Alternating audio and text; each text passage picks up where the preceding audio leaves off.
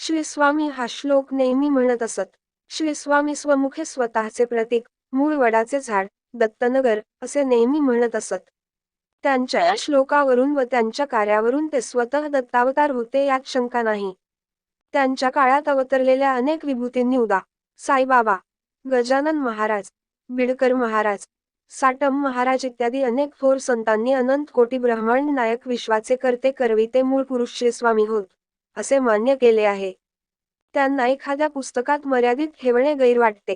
ते स्वतःला म्हणत, मी मूळपुरुष वटपत्री शनी नारायण. श्री स्वामींनी अवतार संपविण्याअगोदर जंगमाच्या मठात शिवपिंडीवर होम करताना म्हटले होते, मी माझ्या लिंगदेहाचा होम करी आहे. श्री स्वामींच्या लीलांची मांडणी केली असता त्यांचा पृथ्वीवरील अवतार गहन गूढ ठरतो. त्यांच्या लीला शब्दांकित करणे कठीण आहे. त्यांना कोण्या एका संप्रदायात अथवा अवतारापुरते मर्यादित ठेवणे म्हणजे या ब्रह्मांड नायकाच्या स्वरूपाची उपेक्षा करणे असे म्हणावे लागेल. तुझे विश्वंभर विश्वासी आधार, तुझचे निर्धार असे खरा, आपुलिया बळे सर्व चालविसी, तुझ्यात सत्तेने सर्व चाले. श्री स्वामींचे कार्य तर्कापलीकडील आहे. विश्वातल्या सर्व वस्तुमात्रांवर त्यांची अधिसत्ता आहे. त्यांच्या मर्जीशिवाय काही घडत नाही. आजपर्यंत देवदेवतांनी भक्ताला दिलेले वर मर्यादित होते, परंतु स्वामींचे वचन ब्रह्मदेवालाही खोटे पाडणे शक्य झाले नाही.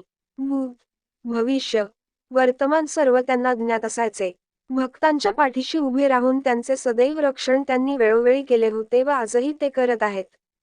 त्यांचे चरित्र माझ्यासारख्या सामान्य भक्ताने लिहिणे शक्य नव्हते, परंतु त्यांनीच माझ्याकडून हे कार्य करवून घेतले. भिऊ नकोस, मी तुझ्या पाठीशी आहे, हे त्यांचे अभय वाक्य आजही भक्तांना अनुभवास येत आहे. या कलियुगात श्री स्वामींची भक्तीच फलदायी आहे. याचा अनुभव शेकडो लोक आजही घेत आहेत. या उतारवयात माझ्याकडून जी काही पुस्तके लिहिली गेली, ते केवळ त्यांच्या कृपेचा प्रसादच असे मी मानते. त्यांचे चरित्र वाचले असता अगदी अभक्ताला सुद्धा त्यांचा भक्त बनण्याचा मोह झाला नाही तर नवल.